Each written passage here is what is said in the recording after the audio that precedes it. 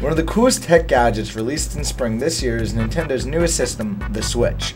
The Nintendo Switch is a console handheld hybrid, which means that you can either play it on a TV using the Switch dock or in handheld mode. The system also has a unique pair of controllers called Joy-Cons.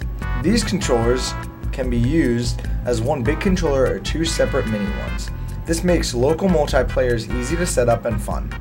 To test the system, we had a few of our visual media students to play the game's 1-2 switch.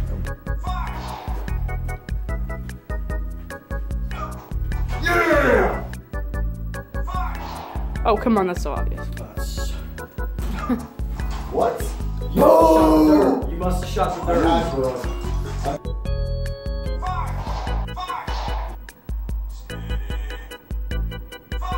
Oh